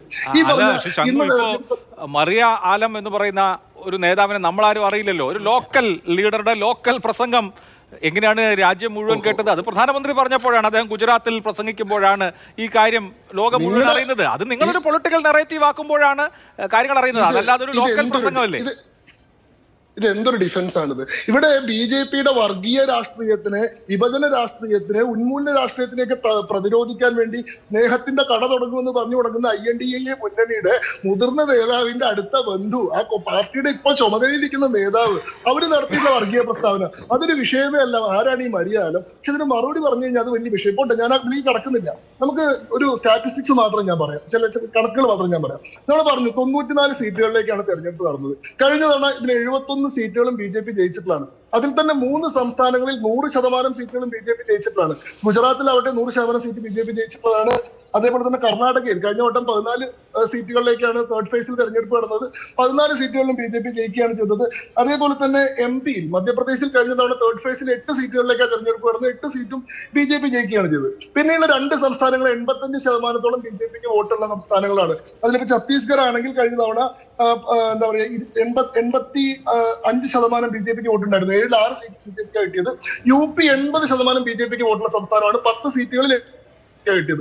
ഈ സംസ്ഥാനങ്ങളുടെയൊക്കെ ജനറൽ സ്വഭാവം നമ്മൾ പരിശോധിച്ചു കഴിഞ്ഞാൽ ഇന്ത്യയിലെ 12 സംസ്ഥാനങ്ങൾ, അതായത് 257 വോട്ടുകൾ സീറ്റുകൾ കോൺട്രിബ്യൂട്ട് ചെയ്യുന്ന 12 സംസ്ഥാനങ്ങളിൽ നിന്ന് 234 സീറ്റ് മേടിക്കുന്നത് BJP-യാണ്. അതായത് തേർഡ് ഫേസ് മുതൽ 5th ഫേസ് വരെയുള്ള ഫേസ് ആണ് BJPയുടെ ഏറ്റവും കരുത്തുള്ള ബാറ്റിൽ. ഫസ്റ്റ് ഫേസും സെക്കൻഡ് ഫേസും സദേൺ ഇന്ത്യൻ സ്റ്റേറ്റ്സും നോർത്ത് ഈസ്റ്റേൺ സ്റ്റേറ്റ്സും ആണ് പ്രധാനമായിട്ട് കൈകാര്യം ചെയ്യുന്നത്. ഈ ഹിന്ദു ഹാർട്ട്ലാൻഡ് അല്ലെങ്കിൽ ഇന്ത്യൻ മെയിൻലാൻഡിലേക്ക് തെരഞ്ഞെടുപ്പ് കടക്കുന്ന ഘട്ടമാണ് തേർഡ് ഫേസ്. തേർഡ് ഫേസ് തൊട്ട് നമ്മൾ എല്ലാ തെരഞ്ഞെടുപ്പിലും കാണുന്ന ട്രെൻഡ് എന്ന് പറയുന്നത് BJPയുടെ ചാർട്ടിലേക്ക് എണ്ണം കൂടിക്കൊണ്ടിരിക്കുന്ന കാഴ്ചയാണ്. അതിലേക്ക് കർണാടകയിൽ നിന്ന് കഴിഞ്ഞ തവണ കർണാടകയിൽ 28-ൽ 25 സീറ്റുകളും BJP-യാണ് ജയിച്ചത്. ഇപ്പൊ പറഞ്ഞല്ലോ എന്താണ് ഒക്കലിംഗ സമുദായത്തിന്റെ വലിയ പ്രശ്നം ഉണ്ടായി എന്ന് പറഞ്ഞല്ലോ. കഴിഞ്ഞ തവണ കർണാടകയിൽ ഈ 14 സീറ്റുകളിലേക്ക് തേർഡ് ഫേസിൽ തെരഞ്ഞെടുപ്പ് നടന്നു. 14 സീറ്റും BJP ജയിച്ചു. അന്ന് ഈ പറയുന്ന HD ദേവഗൌഡ UPയുടെ കൂടെയായിരുന്നു. 2019 തെരഞ്ഞെടുപ്പിൽ NDA മുന്നണിയുടെ ഭാഗമായിട്ടല്ല HD ദേവഗൌഡ മത്സരിക്കുന്നത്, UPയുടെ ഭാഗമായിട്ടാണ്. അന്ന് ഈ പറയുന്ന ഒക്കലിംഗ സമുദായം എതിരെത്തിട്ടും 14 സീറ്റും BJP മേടിക്കുകയാണ് ചെയ്തത്. മഹാരാഷ്ട്രയിൽ 48 സീറ്റുകളിലെ 23 സീറ്റും BJP-യാണ് മേടിച്ചത് ഒറ്റയ്ക്ക് നിന്നുകൊണ്ട്. ഇന്ന് ശിവസേനയിലെ പ്രധാനപ്പെട്ട ഒരു ഫ്രാക്ഷൻ, അതേപോലെ തന്നെ NCP-യിലെ പ്രധാനപ്പെട്ട ഒരു ഫ്രാക്ഷൻ BJP-യുടെ ഒപ്പം വരികയും ചെയ്തു. 2019 താരതമ്യം ചെയ്യുമ്പോൾ BJP-യുടെ പൊളിറ്റിക്കൽ ആയിട്ടുള്ള മൈറ്റ് വളരെയേറെ വർദ്ധിച്ചു നിൽക്കുന്ന സാഹചര്യമാണ് മഹാരാഷ്ട്രയിലുള്ളത്. പക്ഷെ നിങ്ങൾ പറയുന്നു മഹാരാഷ്ട്രയിൽ BJP-യുടെ സീറ്റുകളെ കുറയാൻ പോവാണ്. ഗുജറാത്ത് പരമ്പരാഗതമായിട്ട് എല്ലാ സീറ്റുകളും BJP ജയിക്കുന്ന മണ്ഡലമാണ്. കോൺഗ്രസിന്റെ ഏറ്റവും മുതിർന്ന സ്ട്രാറ്റജിസ്റ്റുകൾ പോലും അവിടെ 5 സീറ്റ് കോൺഗ്രസ് ജയിക്കുമെന്ന് പറയുന്നില്ല. ഇന്ന് ഞാൻ രാവിലെ കോൺഗ്രസിന്റെ ചില തത്വചിന്തകന്മാരുടെ പോസ്റ്റുകളൊക്കെ വായിച്ചു. 2 മുതൽ 3 സീറ്റിലേക്ക് വരെ ജയിച്ചേക്കാമെന്ന ഒരു ആഗ്രഹം പ്രകടിപ്പിക്കുകയാണ്. പക്ഷെ നമ്മുടെ ചർച്ചയിൽ കോൺഗ്രസ് 5 സീറ്റ് വരെ എത്താവുന്ന ഒരു സെനാരിയോ ഉണ്ടെന്ന് പറയുന്നത് ഏത് നാട്ടിലാണ് ഈ സെനാരിയോ ഒക്കെ നടക്കുന്നത് എനിക്ക് മനസ്സിലാവുന്നില്ല. ഏതായാലും ഈ 257 സീറ്റുകൾ 238 സീറ്റുകൾ എന്നുള്ള ആ ഒരു സിറ്റുവേഷൻ ഉണ്ട്. നേരെ തിരിച്ച് 5 സംസ്ഥാനങ്ങളിലെ 100 സീറ്റുകളിൽ നിന്നാണ് INDA മുന്നണിയുടെ പ്രധാനപ്പെട്ട സീറ്റുകൾ ഉണ്ടാവുന്നത്. ആ രാഷ്ട്രീയ സാഹചര്യത്തിന് ഒരു മാറ്റം ഉണ്ടായിട്ടുള്ളത് മാത്രമല്ല BJPയുടെ പൊസിഷൻ കൂടുതൽ കൺസോൾട്ടേറ്റ് ചെയ്യപ്പെടുകയാണ് ചെയ്തിട്ടുള്ളത്. 2019 നമ്മൾ പറഞ്ഞത് എന്താ, 2014 ഉണ്ടായിരുന്ന വേവ് ഇല്ല എന്നാ പറഞ്ഞത്. 2014 2 വേവ് ഉണ്ടായിരുന്നു. ഒന്ന് ആന്റി കോൺഗ്രസ് വേവ് ഉണ്ടായിരുന്നു, കാരണം കുറെ അഴിമതികളും കുറെ കറപ്ഷനും കുറെ സ്കാമുകളും കാരണം ആന്റി കോൺഗ്രസ് വേവ് ഉണ്ടായിരുന്നു. അതേ സമയത്ത് ഒരു പ്രോ മോഡി വേവ് ഉണ്ടായിരുന്നു. 2019 ആയപ്പോൾ പറഞ്ഞു 2 വേവ് ഇല്ല, ഒറ്റ വേവേ ഉള്ളൂ, ഒരു മോഡി അനുകൂല വേവ് ഉണ്ട്. പക്ഷെ കഴിഞ്ഞ തവണത്തെ പോലെ അത്ര ശക്തമല്ല, ഭദ്രമല്ല എന്നാണ്. UP അധികാരത്തിൽ വരാൻ സാധ്യതയുണ്ടെന്നാ പറഞ്ഞിട്ട്. പക്ഷേ 2014 കൂടുതൽ സീറ്റ് മേടിച്ച് BJP അധികാരത്തിൽ വരിക ചെയ്ത്. 284 സീറ്റ് ഉണ്ടായിരുന്ന പാർട്ടി 303 സീറ്റുള്ള പാർട്ടിയായി. ഇപ്പൊ പറയുന്നത് 400 സീറ്റ് BJP മേടിക്കില്ല എന്നാ. BJP തോൽക്കുമെന്നോ UP അല്ലെങ്കിൽ INDA അധികാരത്തിൽ വരുമെന്നൊരു ചർച്ച പോലും ഇല്ല. BJP 400 സീറ്റ് മേടിക്കില്ല, ചിലപ്പോൾ 300ഓളം മേടിച്ചേക്കാം എന്നുള്ളതാണ്. അങ്ങനെ കൊണ്ടുവന്നാൽ തന്നെ അത് വിക്ടറിയാണെന്നുള്ള നിലയിലേക്ക് ഇവിടുത്തെ പ്രതിപക്ഷം മാറിക്കഴിഞ്ഞു. എന്നിട്ട് നിങ്ങൾ പറയുന്നു ഇവിടെ അങ്ങനത്തെ ഒരു വേവേ നിലനിൽക്കുന്നില്ല എന്നുള്ളത്. ഇവിടെ സത്യത്തിൽ നിലനിൽക്കാത്തത് BJP വേവ് അല്ല, ഇവിടെ നിലനിൽക്കാത്തത് പ്രതിപക്ഷം എന്ന് പറയുന്ന സംവിധാനമാണ്. അതൊരു ആഗ്രഹം മാത്രമാണ്, കടലാസിൽ വരച്ചിട്ടുള്ള പൊടി മാത്രമാണ്. ഇത് നമ്മൾ ഈ ചർച്ചയിൽ ഇരുന്നുകൊണ്ട് അങ്ങനെ സംഭവിക്കാം ഇങ്ങനെ സംഭവിക്കാം എന്ന് പറയുന്നതല്ലാതെ അതൊന്നും സംഭവിക്കുന്നില്ല എന്നുള്ളതാണ് യാഥാർത്ഥ്യം. ഇനി കണക്കുകൾ നോക്കിക്കഴിഞ്ഞാൽ വളരെ രസമാണ്. അതായത് യു പിയിൽ കഴിഞ്ഞ വട്ടം 80 സീറ്റിൽ 62 സീറ്റാണ് BJP ജയിച്ചത്. കഴിഞ്ഞ വട്ടം ഈ പറയുന്ന വേവില്ല. 2014 80 72 സീറ്റും BJP ജയിച്ചിരുന്നു. UPയുടെ മേൽനോട്ടം വഹിച്ചിട്ടുള്ള ക്രെഡിറ്റ് കൊണ്ടാണ് അമിത്ഷാ പാർട്ടിയുടെ ദേശീയ പ്രസിഡന്റ് ആയിട്ട് വരുന്നത്. കാരണം ആ തെരഞ്ഞെടുപ്പിൽ UP ഇൻചാർജ് ആയിരുന്നു അമിത്ഷാ. 72 സീറ്റ് മേടിച്ചുകൊണ്ടാണ് നാഷണൽ പ്രസിഡന്റ് ആയിട്ട് വരുന്നത്. കഴിഞ്ഞ വട്ടം 62 സീറ്റ് ഉണ്ടായിട്ടുള്ളൂ. ഇപ്പൊ UPയുടെ സാഹചര്യം എങ്ങനെ മാറി നോക്കൂ. UPയില് ഒരേ സമയം യോഗി ആദിത്യനാഥിന്റെ തുടർച്ചയായിട്ടുള്ള ഭരണം കൊണ്ട് ഇൻഫ്രാസ്ട്രക്ചർ ഡെവലപ്മെന്റ് ഉണ്ടാവുന്നുണ്ട്, അവിടുത്തെ ജീവിത നിലവാരത്തിൽ മെച്ചം ഉണ്ടായിട്ടുണ്ട്. അതേസമയം കൾച്ചറൽ ഫ്രണ്ടിലും BJP UPയുടെ പരമ്പരാഗതമായിട്ടുള്ള എത്രയോ ആവശ്യങ്ങൾ നിറവേറ്റിയിട്ടുണ്ട്, രാം ടെമ്പിൾ ഉൾപ്പെടെ. നിങ്ങൾ പറയുന്നു യാദവന്മാരുടെ പിന്തുണ സമാജ്വാദി പാർട്ടിക്കാണ് ഇപ്പോഴും. സമാജ്വാദി പാർട്ടി യാദവനാണ് എന്നതുകൊണ്ട് ഈ പറയുന്ന സമാജ്വാദി പാർട്ടിക്ക് എല്ലാ കാലത്തും വോട്ട് ചെയ്യുന്ന ആൾക്കാരല്ല. അവിടെ മധുരൈ കോറിഡോർ BJP കൊണ്ടുവന്നിട്ടുള്ള പരിഷ്കരണം, ഈ കാര്യങ്ങളെല്ലാം യാദവ സമുദായത്തെ എങ്ങനെയാണ് സ്വാധീനിച്ചത്? അപ്പോ UPയിലൊക്കെ BJPയുടെ നില മെച്ചപ്പെടാൻ മാത്രമേ പോകുന്നുള്ളൂ എന്ന സാഹചര്യം നിലനിൽക്കുമ്പോൾ BJPക്ക് ഇത്തവണ 94 സീറ്റുകളിൽ നിന്ന് 85ഓളം സീറ്റുകൾ കിട്ടുമെന്ന് BJPയുടെ ആന്തരികമായിട്ടുള്ള പ്രഡിക്ഷൻ പറയുമ്പോൾ ശരി, നിങ്ങൾ പറയുന്നു അങ്ങനെയൊന്നും സംഭവിക്കില്ല, നിങ്ങളുടെ ആഗ്രഹം നടക്കട്ടെ. പക്ഷെ ഒരു കാര്യമുണ്ട്, വൺ സൈഡഡ് ആയിട്ടുള്ള ഇലക്ഷൻ നടക്കും. മീഡിയക്ക് നിരാശയുണ്ടാവും. കാരണം എന്താ വെച്ചാൽ അവിടെ TRP ഉണ്ടാവില്ല, അവിടെ സെൻസേഷനിസം ഉണ്ടാവില്ല, ആളുകൾക്ക് വാർത്ത കാണാനുള്ള ഉദ്വേഗം ഉണ്ടാവില്ല. 2019 ഒരു മത്സരം ഇല്ലാത്ത സാഹചര്യത്തിൽ എങ്ങനെ ഒരു മത്സരം ഉണ്ടാക്കാൻ വേണ്ടി ബുദ്ധിമുട്ടേണ്ടി വന്നു എന്ന് അർണാബ് ഗോസ്വാമി പോലെയുള്ള മീഡിയ പേഴ്സണാലിറ്റികൾ പിന്നീട് വിശദീകരിച്ചത് ഞാൻ കേട്ടിട്ടുണ്ട്. അപ്പോ ഇത്തരത്തിൽ ഇവിടെ ഒരു ബാറ്റിൽ ഉണ്ടെന്ന് തോന്നിപ്പിക്കേണ്ടത് മീഡിയയുടെ ആവശ്യമാണ്. കാരണം വൺ സൈഡ് ആണ് ഈ ഇലക്ഷൻ കഴിഞ്ഞാൽ ആൾക്കാർ ചർച്ച കാണുന്നത്. മീഡിയയുടെ ആവശ്യമാണ്, ഒരു യുദ്ധമുണ്ട് എന്ന് തോന്നിക്കൽ എന്നുള്ളതാണ് BJPയുടെ ടേക്ക്. ഓക്കെ, ആയിക്കോട്ടെ. ഇവിടെ ശ്രീ മോഹൻ വർഗീസ് നോക്കൂ, ഈ പറഞ്ഞ 94 സീറ്റിൽ അതിൽ ഒരെണ്ണം കഴിഞ്ഞു, ബാക്കി 93 സീറ്റ് എടുത്താൽ ഞാൻ നേരത്തെ പറഞ്ഞതുപോലെ പകുതി സീറ്റ് ഏത് രാഷ്ട്രീയ സാഹചര്യത്തിലും, പകുതിയിലധികം സീറ്റുകൾ ഏത് രാഷ്ട്രീയ സാഹചര്യത്തിലും BJP ജയിക്കുന്ന സീറ്റുകളാണ്. നമ്മൾ 2009 കണക്കെടുത്ത് നോക്കിക്കഴിഞ്ഞാൽ അത് വളരെ വ്യക്തവുമാണ്. അപ്പോൾ ആ നിലയ്ക്ക് നോക്കുമ്പോൾ പ്രതിപക്ഷം പിടിക്കുന്ന, ഇന്ത്യ മുന്നണി പിടിക്കുന്ന ഓരോ സീറ്റും പ്രതിപക്ഷത്തെ സംബന്ധിച്ച് അല്ലെങ്കിൽ അവരുടെ പാർട്ടികളെ സംബന്ധിച്ച് പ്രധാനപ്പെട്ട സീറ്റ്, അവരുടെ ടാലിയിലെ പ്രധാനപ്പെട്ട സീറ്റുകളായിരിക്കും എന്നുള്ള കാര്യത്തിൽ തർക്കമില്ല. രാജ്യവ്യാപകമായി ഒരു സിംഗിളായിട്ടുള്ള ഒരു ഇഷ്യൂവോ അതോ ഓരോ സംസ്ഥാനത്തും ഓരോ ഇഷ്യൂ, എന്താണ് താങ്കൾ വിചാരിക്കുന്നത് ഈ തെരഞ്ഞെടുപ്പിനെ കുറിച്ച്? രാജ്യവ്യാപകമായി കഴിഞ്ഞ തെരഞ്ഞെടുപ്പിൽ 2019 തെരഞ്ഞെടുപ്പിൽ ശ്രീ അഭിലാഷ് ഉണ്ടായിരുന്ന വിഷയം എന്ന് പറയുന്നത് ദേശീയതയുമായി ബന്ധപ്പെട്ട വിഷയമാണ്. ഇന്ത്യയുടെ സുരക്ഷ അപകടത്തിലായിരിക്കുന്നു. പുൽവാമയിൽ ഇന്ത്യയിലെ ജവാന്മാർ വലിയ തോതിൽ ആക്രമണത്തിന് ഇരയായി, അതിന് തക്കതായ തിരിച്ചടി കൊടുത്തു. അപ്പം ദേശീയത പരകോടിയിലെത്തി നിൽക്കുന്ന ആ ഒരു കറക്റ്റ് ടൈമിങ്ങിലാണ് ഇന്ത്യ വോട്ടിന് പോയത്. അത്രയും വൈകാരികമായ ഒരു അന്തരീക്ഷം ഇന്നില്ല. അത് മോദിക്ക് അനുകൂലമായ ഒരു ചെറിയ തോതിൽ മോദി വെയ്വ് എന്ന് പറയാനാവില്ല എങ്കിൽ പോലും മോദിയാണ് ഏറ്റവും തലപ്പൊക്കത്തിൽ നിൽക്കുന്ന ദേശീയ നേതാവ്, യാതൊരു സംശയവുമില്ല. ശ്രീ രാഹുൽ ഗാന്ധിയേക്കാൾ തലപ്പൊക്കത്തിൽ നിൽക്കുന്ന ദേശീയ നേതാവ് മോദി തന്നെയാണ്. പക്ഷെ മോദിയെ വിജയിപ്പിക്കാനോ പരാജയപ്പെടുത്താനോ, അപ്പോൾ മോദി തന്നെയാണ് തെരഞ്ഞെടുപ്പ് വിഷയം, അതിൽ സംശയമില്ല. അപ്പോൾ സ്വാഭാവികമായി തുടക്കം മുതലേ BJPക്ക് ഒരു എഡ്ജുണ്ട് എന്ന കാര്യത്തിൽ യാതൊരു സംശയമില്ല. പക്ഷേ ഈ തെരഞ്ഞെടുപ്പിൽ ശ്രീ അഭിലാഷ് സൂചിപ്പിച്ചതുപോലെ തന്നെ ദേശീയ വിഷയങ്ങളല്ല, മറിച്ച് ഓരോ സംസ്ഥാനവും പ്രത്യേകം കാണേണ്ട ഒരു ഫെഡറൽ രീതിയിലാണ് ഈ തെരഞ്ഞെടുപ്പിനെ നമ്മൾ കാണേണ്ടത്. ഉത്തർപ്രദേശിലെ വിഷയങ്ങളല്ല കർണാടകത്തിൽ, അതല്ല മഹാരാഷ്ട്രയിൽ, അതല്ല ബീഹാറിൽ. അപ്പോൾ ഓരോ സംസ്ഥാനത്തും വ്യത്യസ്തമായ ഒരു പാറ്റേൺ അവിടെ ഉരുത്തിരിയുന്നു. അത് മാത്രമല്ല, കഴിഞ്ഞ പ്രാവശ്യത്തെ കോയലീഷൻ പാർട്ട്ണർഷിപ്പ് എന്ന് പറയുന്നത് ഇതുപോലെയല്ല. ഇന്ത്യ മുന്നണി പൂർണ്ണമായി കൺസോളിഡേറ്റഡ് ആയി എന്നൊന്നും ഞാൻ വിശ്വസിക്കുന്നില്ല. പക്ഷേ ഈ വോട്ട് ട്രാൻസ്ഫർ മുമ്പത്തേതിനേക്കാൾ മെച്ചപ്പെട്ട രീതിയിൽ നടത്താൻ സമാജ്വാദി പാർട്ടിയുടെ വോട്ടുകൾ കോൺഗ്രസിലേക്കും കോൺഗ്രസിൻ്റെ വോട്ടുകൾ സമാജ്വാദി പാർട്ടിയിലേക്കും ട്രാൻസ്ഫർ ചെയ്യാൻ കഴിയുന്നിടത്താണ് ഇന്ത്യ മുന്നണിയുടെ പ്രതീക്ഷ. അത് മാത്രമല്ല, ബംഗാളിൽ 2-3 സീറ്റിലെങ്കിലും കോൺഗ്രസ് ഇടത് സഖ്യം പ്രതീക്ഷ വെക്കുന്നുണ്ട്. അത് കിഴക്കൻ ബംഗാളിലാണ്, മുസ്ലിം ഭൂരിപക്ഷ പ്രദേശമുള്ള ബംഗ്ലാദേശിനോട് ചേർന്നുള്ള പ്രദേശത്താണ്. അവിടെ CPM സംസ്ഥാന ജനറൽ സെക്രട്ടറി മത്സരിക്കുന്നു, മുഹമ്മദ് സലീം മത്സരിക്കുന്നു. ആ സീറ്റിൽ സാധ്യതയുണ്ട് തീർച്ചയായും. അത് മാത്രമല്ല കോൺഗ്രസിന് ഗനിഖാൻ ചൗധരിയുടെ മാൽഡയിൽ ഇപ്പോൾ മത്സരം നടക്കുന്നു. ചൗധരിയുടെ കൊച്ചുമകൾ മത്സരിക്കുന്നു. അപ്പം ഇതെല്ലാം പിന്നെ കോൺഗ്രസ് പാർട്ടിയെ പൂർണ്ണമായി ബംഗാളിൽ നിന്ന് കഴിഞ്ഞ പ്രാവശ്യത്തെ 2 സീറ്റ് നിലനിർത്താനുള്ള സാധ്യതയുണ്ട്. അപ്പം ഇവിടെ നറേറ്റീവ് പോയത് എങ്ങനെയാണ്? BJP വേഴ്സസ് തൃണമൂൽ കോൺഗ്രസ് എന്ന രീതിയിലാണ് ബംഗാൾ നറേറ്റീവ് പോയത്. തെരഞ്ഞെടുപ്പ് തുടങ്ങിയതിന് ശേഷം വന്ന സംഭവങ്ങളാണ് ഓർക്കുക. ഈ സന്ദേശ് ഖാലി കുറച്ചു കാലമായിട്ട് കത്തി നിൽക്കുന്നു. ഗവർണറുമായി ബന്ധപ്പെട്ട വിവാദം ബംഗാളിൽ തീർച്ചയായും അത് അങ്ങോട്ടും ഇങ്ങോട്ടും മാറി നിൽക്കും. സന്ദേശ് ഖാലി ഒരു വലിയ പ്രതിരോധമായി മാറുകയാണെങ്കിൽ, തൃണമൂലിന് ബാലികറാമലയായി മാറുകയാണെങ്കിൽ, മറുവശത്തെ ഗവർണറുമായി ബന്ധപ്പെട്ട വിവാദം കുറച്ചൊക്കെ ചലനമുണ്ടാക്കാൻ മറുപക്ഷത്തും സാധിക്കും. അത് ഈവൻ ഔട്ട് ചെയ്തു പോകും. കർണാടകത്തിൽ ആരും പ്രതീക്ഷിച്ച കാര്യമല്ല. പ്രജ്വൽ രേവണ്ണയുടെ കാര്യം ആരും പ്രതീക്ഷിച്ചതല്ല, പുതിയതായിട്ട് വന്നതാണ്. ക്ഷത്രിയരുമായിട്ട് ബന്ധപ്പെട്ട വിഷയം വളരെ പുതിയതായി വന്നതാണ്. അപ്പോൾ അനുദിനം പുതിയ വിഷയങ്ങൾ വരികയും മിക്ക വിഷയങ്ങളിലും BJP പ്രതിരോധത്തിൽ പോവുകയും ചെയ്യുന്നൊരു കാഴ്ച തെരഞ്ഞെടുപ്പ് തുടങ്ങിയതിന് ശേഷം കാണുകയുണ്ടായി. അതുകൊണ്ടാണ് പറഞ്ഞത് BJP ഏറ്റവും പ്രതീക്ഷ വെച്ച് പുലർത്തിയ ഒരു ഘട്ടമാണ് 3ാം ഘട്ടം. കോൺഗ്രസിന് കേവലം 4 സീറ്റ് മാത്രമേ ഉണ്ടായിരുന്നുള്ളൂ എന്ന് ഓർക്കുക. അതിൽ നിന്ന് ഏറെ മുന്നോട്ട് പോകാൻ കോൺഗ്രസിന് കഴിയും. ശരി, ഇവിടെ ഇപ്പോൾ ശ്രീ KP നൗഷാദ് അലി, കോൺഗ്രസിനെ സംബന്ധിച്ച് കോൺഗ്രസിന്റെ മുതിർന്ന നേതാക്കളൊക്കെ മത്സരിക്കുമെന്നാണ് ആദ്യം കേട്ടിരുന്നത്. പക്ഷേ ഉണ്ടായില്ല. എനിക്ക് തോന്നുന്നു ഉത്തരേന്ത്യയിൽ സമ്പൂർണ്ണമായി BJP ജയിക്കും എന്ന് എല്ലാവരും വിചാരിച്ചിരുന്നു. ഒരുപക്ഷേ കമൽനാഥോ അതുപോലെ തന്നെ ഭൂപേഷ് ബാഗലോ അശോക് ഗെഹ്ലോട്ടോ ഒക്കെ മത്സരിച്ചിരുന്നെങ്കിൽ കുറച്ചുകൂടി ഇമ്പാക്റ്റ് അവിടെ ഉണ്ടാക്കാൻ കഴിയുമായിരുന്നു. ഇപ്പോൾ രാജസ്ഥാനിലൊക്കെ 2 അക്കത്തിലേക്ക് കടക്കും, അല്ലെങ്കിൽ 10 സീറ്റിലേക്ക് കടക്കുമെന്നൊക്കെ പല ആളുകളും പറയുന്നുണ്ട്. എത്രമാത്രം അതൊക്കെ യാഥാർത്ഥ്യമാവും എന്നുള്ളത് കാത്തിരുന്ന് കാണേണ്ട കാര്യമാണ്. എന്തായാലും രാജസ്ഥാനിലൊക്കെ മത്സരം കൊടുക്കാൻ കഴിഞ്ഞിട്ടുണ്ട്. മധ്യപ്രദേശിൽ മത്സരത്തിന്റെ അന്തരീക്ഷം ചിലയിടങ്ങളിലെങ്കിലും ഉണ്ടാക്കാൻ കഴിഞ്ഞിട്ടുണ്ട്. അപ്പോൾ കോൺഗ്രസ് കുറച്ചുകൂടി സീരിയസ് ആയി നേതാക്കളെ ഫീൽഡ് ചെയ്യുന്ന കാര്യത്തിൽ, ഈ കാൻഡിഡേച്ചർ തീരുമാനിക്കുന്ന കാര്യത്തിൽ കുറച്ചുകൂടി സീരിയസ് ആയി ഇടപെട്ടിരുന്നെങ്കിൽ കാര്യങ്ങൾ ഇതിലും മാറില്ലായിരുന്നോ?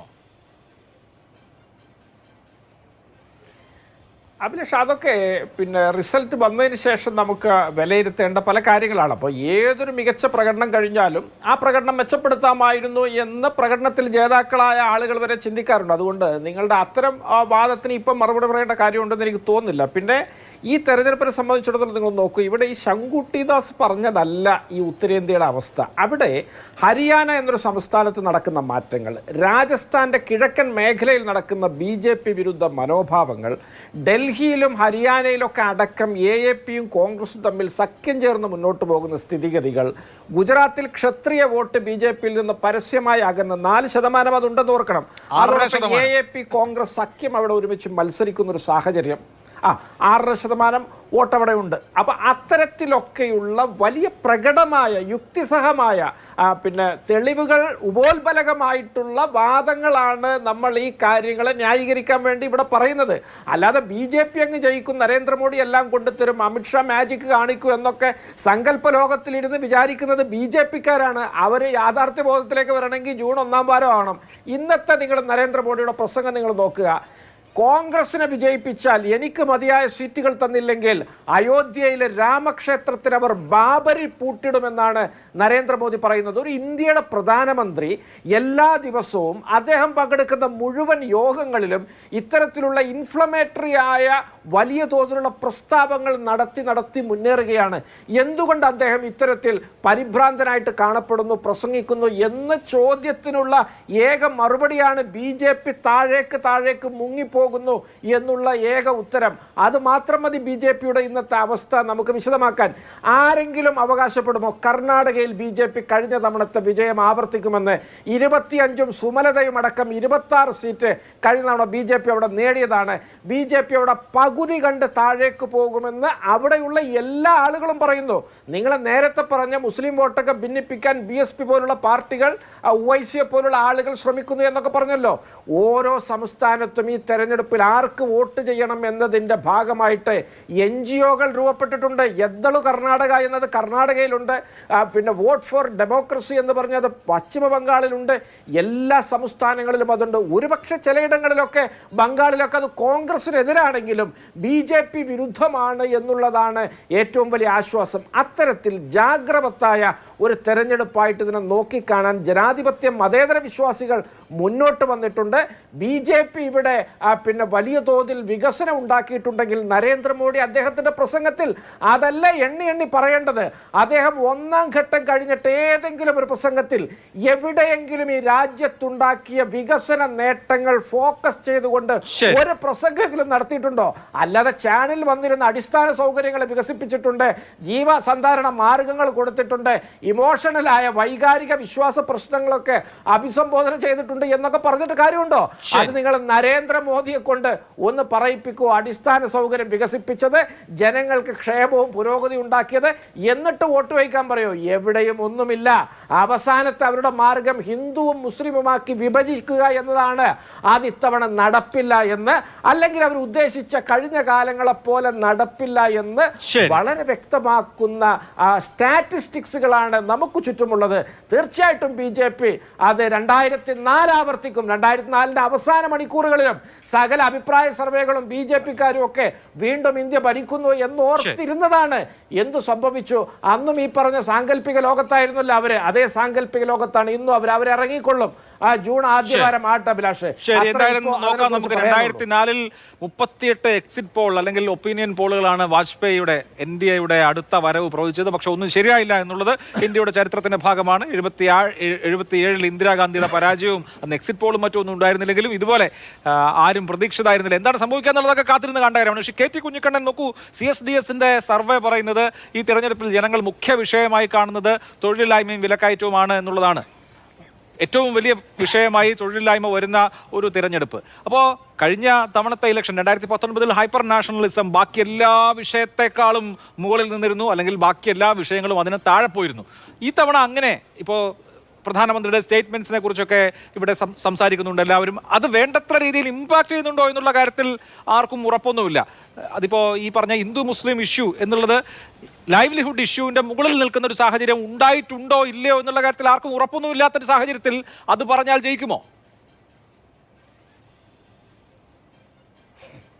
അല്ല, ഹിന്ദു മുസ്ലിം ഭിന്നത ഉണ്ടാക്കുക, ആ രീതിയിൽ ഭൂരിപക്ഷതാവാദത്തിൽ അധിഷ്ഠിതമായ ഒരു രാഷ്ട്രീയ തന്ത്രമാണ് നരേന്ദ്രമോദി 2014 മുതൽ വളരെ സമർത്ഥം ഇവിടെ പ്രയോഗിച്ചുകൊണ്ടിരിക്കുന്നത്. ആ രീതിയിലുള്ളൊരു സോഷ്യൽ എഞ്ചിനീയറിംഗാണ് മോഡിയോ അമിത്ഷയോ ഒക്കെ കഴിഞ്ഞ കാലങ്ങളിൽ പ്രയോഗിച്ചത്. ഈ തെരഞ്ഞെടുപ്പിൽ അവരത് തന്നെയാണ് ചെയ്യുന്നത്. പക്ഷേ എന്താണ്, ഈ തെരഞ്ഞെടുപ്പിൽ അവർക്ക് ജനങ്ങളോട് വികസനത്തെക്കുറിച്ചൊന്നും പറയാനില്ല. ഇവിടെ ശങ്കുട്ടി ദാസ് UP-യിൽ ഭയങ്കരമായ ഇൻഫ്രാസ്ട്രക്ചർ ഡെവലപ്മെൻ്റ് ഉണ്ടായി, ജനങ്ങളുടെ ജീവിത ഉപാധികളിൽ വലിയ വികസനം ഉണ്ടായി എന്നൊക്കെ പറയാം. പക്ഷേ നീതി ആയോഗിൻ്റെ കണക്ക് നമ്മുടെ മുമ്പിലുണ്ട്. ജീവിത ഗുണനിലവാരത്തിൽ ഇന്ത്യയിൽ ഏറ്റവും പിന്നോക്കം നിൽക്കുന്ന സംസ്ഥാനങ്ങളിൽ ഒന്നാണ് UP എന്ന് പറയുന്നത്. അത് ദാരിദ്ര്യ സൂചിക നോക്കിയാലും, അവിടുത്തെ പോഷകാഹാരക്കുറവുമായി ബന്ധപ്പെട്ട ശിശുമരണ നിരക്ക് നോക്കിയാലും, പ്രസവ മരണ നിരക്ക് നോക്കിയാലും, മനുഷ്യ വികസനവുമായി ബന്ധപ്പെട്ട എല്ലാ സൂചികകളിലും ഇന്ത്യയിൽ ഏറ്റവും പിന്നോക്കം നിൽക്കുന്ന സംസ്ഥാനമാണ് യോഗി ആദിത്യനാഥ് ഭരിക്കുന്ന UP. ആ UP-യിൽ യോഗി ആദിത്യനാഥ് എന്താ ചെയ്തത്?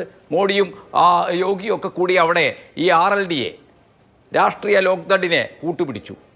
പശ്ചിമ UP ഒട്ടാകെ തന്നെ തങ്ങൾക്ക് വലിയ സ്വാധീനം ഉണ്ടാക്കാൻ കഴിയുമെന്ന് പറഞ്ഞു. ഇപ്പോൾ തെരഞ്ഞെടുപ്പിൻ്റെ ഘട്ടത്തിൽ എന്താണ്? തെരഞ്ഞെടുപ്പിൻ്റെ ഘട്ടത്തിൽ അവർക്ക് ഈ സ്വാധീനമൊന്നും പ്രകടമല്ല. ജനങ്ങൾ കാർഷിക പ്രശ്നങ്ങൾ, കാർഷിക നിയമങ്ങൾ, താങ്ങുവിലയുടെ പ്രശ്നം, ഇത്തരം നിരവധി വിഷയങ്ങൾ ഉന്നയിക്കുന്നു.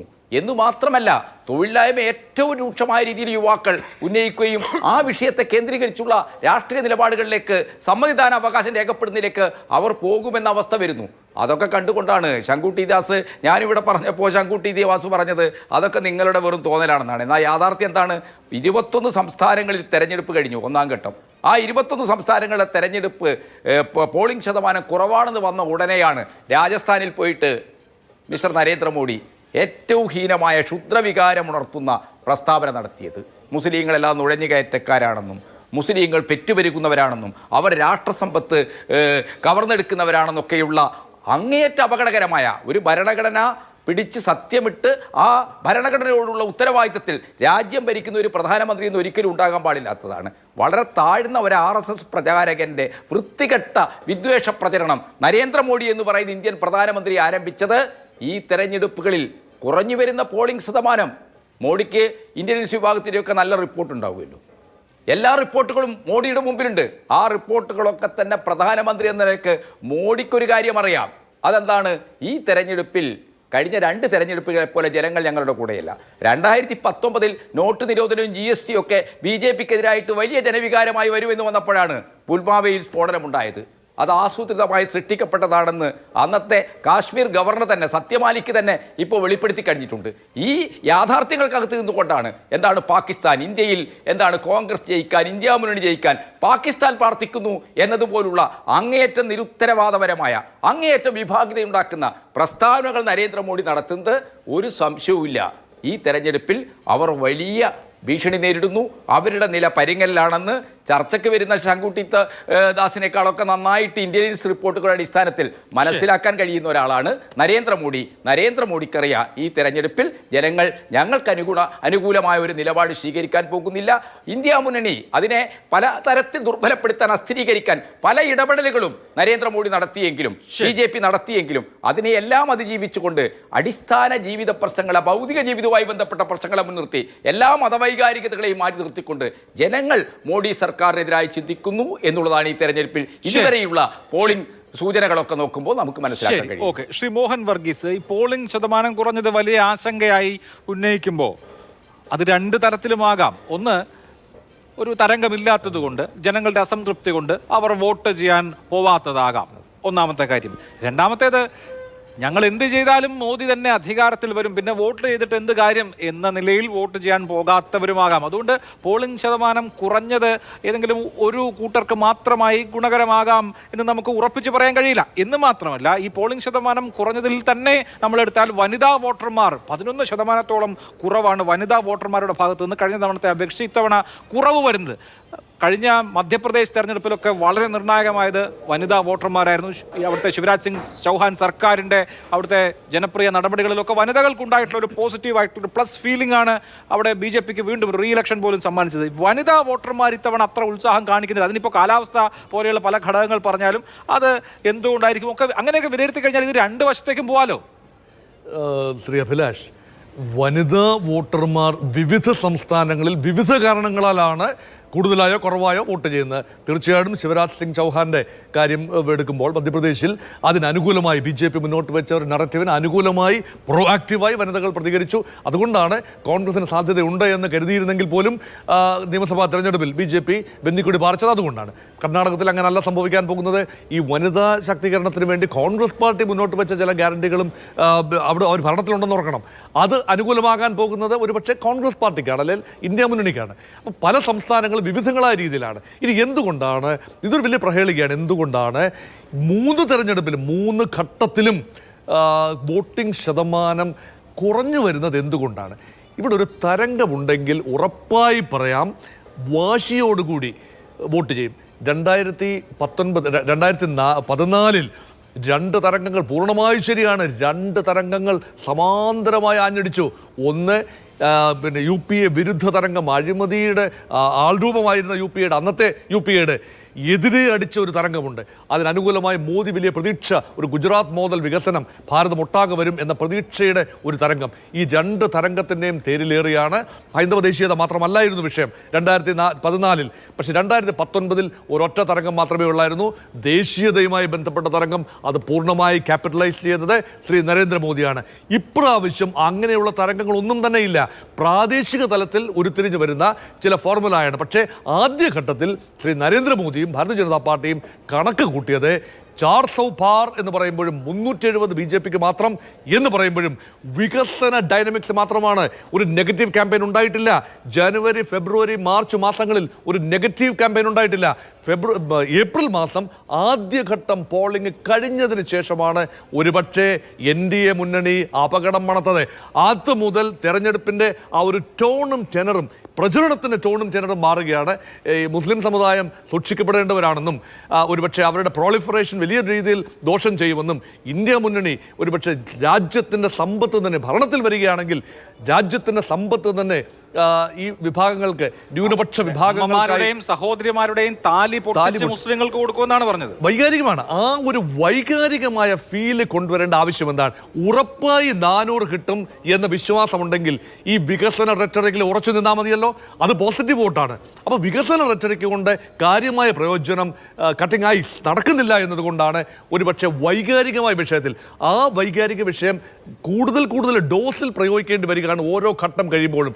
ഒന്നാം ഘട്ടത്തിനും രണ്ടാം ഘട്ടത്തിനും ഇടയ്ക്ക് വന്ന തീവ്രതയേക്കാൾ കൂടിയിരിക്കുന്നു രണ്ടാം ഘട്ടത്തിനും മൂന്നാം ഘട്ടത്തിനും ഇടയ്ക്ക്. ഇപ്പോൾ ഇന്നത്തെ വിലയിരുത്തലും കൂടെ കഴിയുമ്പോൾ നാലാം ഘട്ടത്തിൽ എന്താണ് വരാൻ പോകുന്നത്, അടുത്ത ഡോസാണ്. അപ്പോൾ ആ രീതിയിലേക്ക് നറേറ്റീവ് മാറ്റി വരുമ്പോൾ ഇവിടെ തെരഞ്ഞെടുപ്പിൻ്റെ ഒരു ചാരുത എന്ന് പറയുന്നത് വിഷയങ്ങൾ, കാതലായ വിഷയങ്ങൾ, വികസന വിഷയങ്ങൾ, അങ്ങനെയുള്ള കാതലായ വിഷയങ്ങൾ ചർച്ച ചെയ്യുക എന്നുള്ളതാണ്. ഇത് മതത്തിൻ്റെയും ജാതിയുടെയും വർഗീയതയുടെയും ഒക്കെ അടിസ്ഥാനത്തിലുള്ള ഒരു നെഗറ്റീവ് ക്യാമ്പയിനിലേക്ക് പോകുന്നു രണ്ട് പക്ഷത്തും. അത് അപകടകരമായ ഒരു അവസ്ഥയിലേക്കാണ് രാജ്യം നീങ്ങുന്നത്. ശരി, നമുക്ക് എന്താണ് സംഭവിക്കുക എന്നുള്ളത് എന്തായാലും ജൂൺ മാസം 4-ാം തീയതി മാത്രമേ അറിയാൻ കഴിയുകയുള്ളൂ. ഏകപക്ഷീയമായ തെരഞ്ഞെടുപ്പല്ല എന്ന് ഉറപ്പിക്കാവുന്ന തരത്തിലാണ് ഗ്രൗണ്ടിൽ കാര്യങ്ങൾ നടക്കുന്നത്. ചർച്ചയിലേക്ക് ശ്രീ കെ പി നൌഷാദ് അലി, ഇലക്ഷനിൽ അതിൻ്റെ എഞ്ചിനീയറിംഗ് വളരെ പ്രധാനമാണ്, റട്ടറിക്കിനെ പോലെ തന്നെ മെഷീനറി വളരെ പ്രധാനമാണ്. ഇന്ത്യയിലെ ഏറ്റവും സുഘടിതമായ രാഷ്ട്രീയ പ്രസ്ഥാനമാണ് BJP. RSSന്റെ പിന്തുണ അവർക്കുണ്ട്. സംഘടനാപരമായി കോൺഗ്രസും ഇതര കക്ഷികളും ഒക്കെ ദുർബലമാണ്. അതുകൊണ്ട് ഈ പറയുന്നത് പോലെ ജനങ്ങൾക്കിനി എതിരഭിപ്രായം ഉണ്ടെങ്കിലും, ജനങ്ങൾക്കൊരു ആങ്കർ ഉണ്ടെങ്കിലും അതൊക്കെ അവർ മനസ്സിൽ സൂക്ഷിച്ചാലും പൊളിറ്റിക്കലി വോട്ട് ചെയ്യിക്കാൻ കഴിയുന്ന വോട്ടുകളൊക്കെ ചെയ്യിച്ചാൽ തന്നെ കേഡർ കക്ഷികൾക്ക് ജയിക്കാൻ കഴിയും. BJP എന്ന് പറയുന്നത് ഏതാണ്ട് ഒരു കേഡർ സംവിധാനത്തിൽ പ്രവർത്തിക്കുന്ന പാർട്ടിയാണ്. അവർക്ക് അനുകൂലമായ വോട്ട് പോൾ ചെയ്യിച്ചാൽ തന്നെ വിജയിക്കാൻ കഴിയുമെന്ന ഘടകം അവിടെ നിൽക്കുകയാണ്.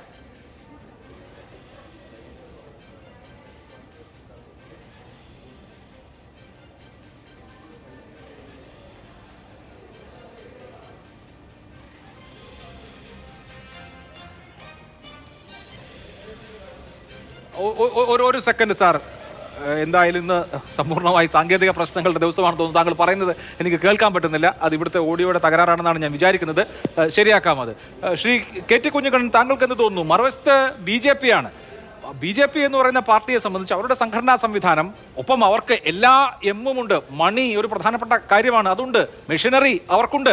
മീഡിയയുടെ സപ്പോർട്ട് അവർക്കുണ്ട്. അങ്ങനെ എല്ലാ എമ്മുകളും ചേരുന്ന ഒരു വലിയ പ്രസ്ഥാനം എന്നൊരു പ്രത്യേകത, അധികാരത്തിലിരിക്കുന്ന പാർട്ടി.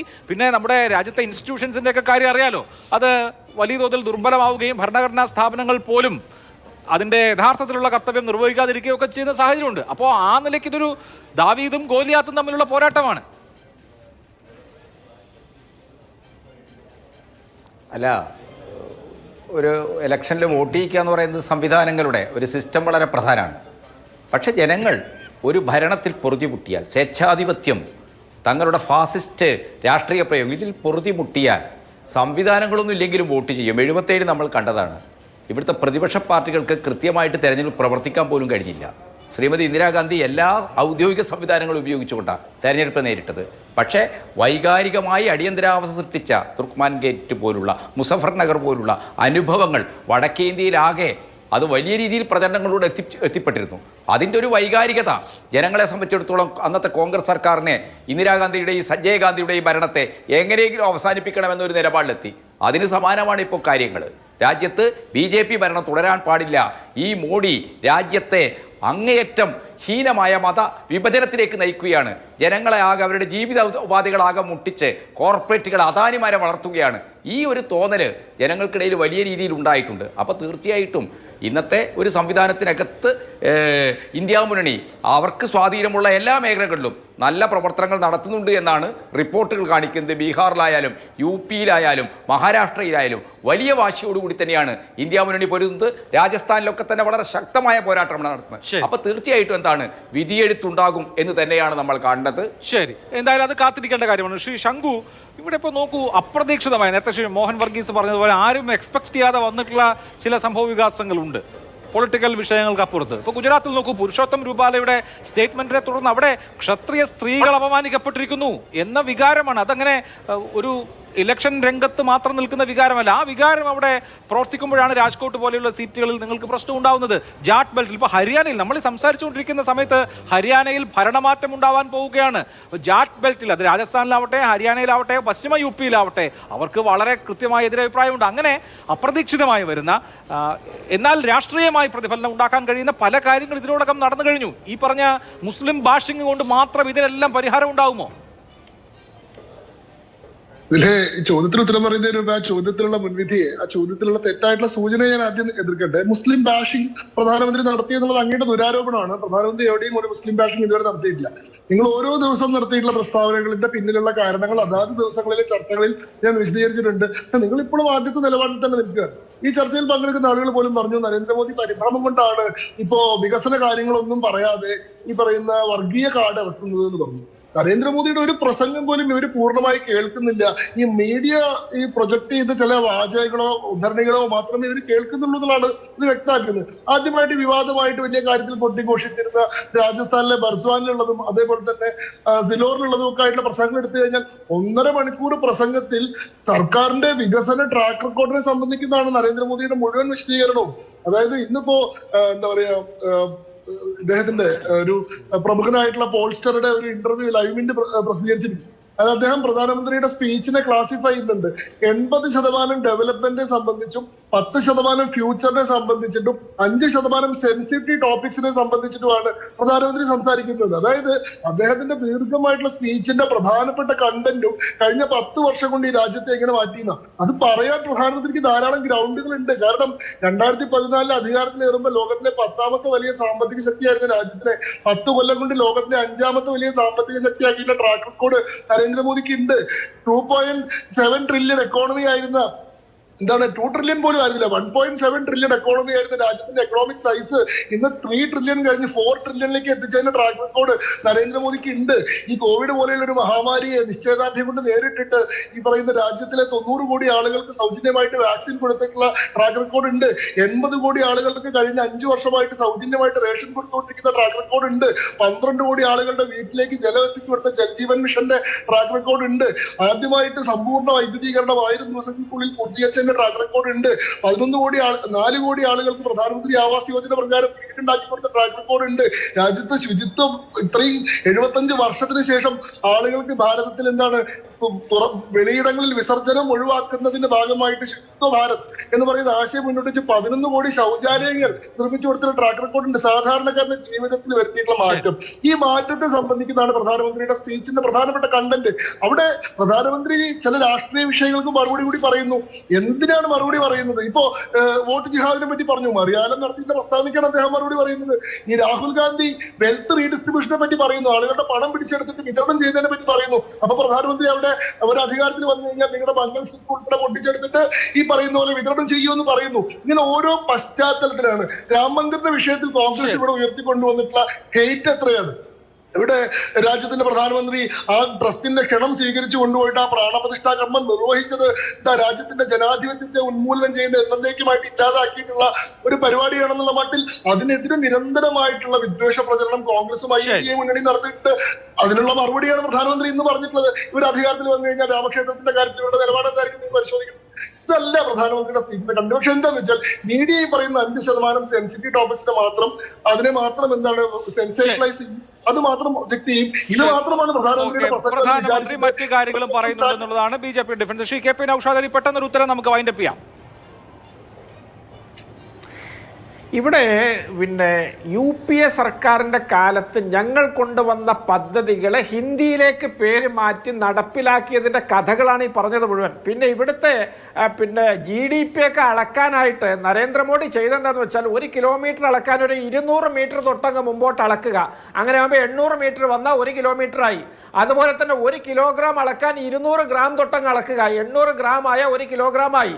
ഇത്തരത്തിൽ അതിൻ്റെ മാനദണ്ഡങ്ങളും അതിൻ്റെ ഫോർമുലകളും മാറ്റിമറിച്ച് ഇവിടെ ഇതിലൊക്കെ വലിയ വർധനവുണ്ടായി എന്ന് മേനി നടിക്കുക എന്നല്ലാതെ ഈ രാജ്യത്തിൻ്റെ അവസ്ഥ ദാരിദ്ര്യം, പട്ടിണി, ഭക്ഷ്യസുരക്ഷ ലഭ്യത, അതുപോലെ തന്നെ മാധ്യമ സ്വാതന്ത്ര്യം, പൗരസ്വാതന്ത്ര്യം, സന്തോഷ സൂചികകൾ, സകലമാന സൂചികകളിലും ഈ രാജ്യം പാകിസ്ഥാൻ്റെയും ബംഗ്ലാദേശിൻ്റെ ഒപ്പം നാണം കെട്ട് നിൽക്കുകയാണ്. മാധ്യമ സ്വാതന്ത്ര്യ സൂചികയൊക്കെ കഴിഞ്ഞ ആഴ്ച വന്നു. ഇന്ത്യ പാകിസ്ഥാനേക്കാൾ പുറകിലാണ്. എവിടെയും നാണക്കേടിൻ്റെ ചിഹ്നങ്ങൾ മാത്രമാണ്. ഈ രാജ്യത്തിൻ്റെ സമ്പത്തിൻ്റെ 50%-ലധികം ഏതാനും ഒരുപിടി സഹസ്ര കോടീശ്വരന്മാരുടെ കയ്യിലകപ്പെട്ടിരിക്കുന്നു. ഈ രാജ്യത്തെ മഹാരത്ന, നവരത്ന, പഞ്ചരത്ന കമ്പനികളൊക്കെ ഇവർ ത്രോ അവേ പ്രൈസിന് തങ്ങളുടെ സ്വന്തക്കാരായ കുത്തകൾക്ക് വിറ്റഴിക്കുന്നു. ഇതുപോലെ വിത്തെടുത്ത് കുത്തി തിന്നുകൊണ്ട് ദർബാർ പറഞ്ഞ് വർഗീയത പറഞ്ഞ് ആളുകളെ ധ്രുവീകരിച്ച് മുന്നോട്ട് പോകുന്ന ഇത്തരൊരു സർക്കാർ ഈ ലോകത്തുണ്ടോ?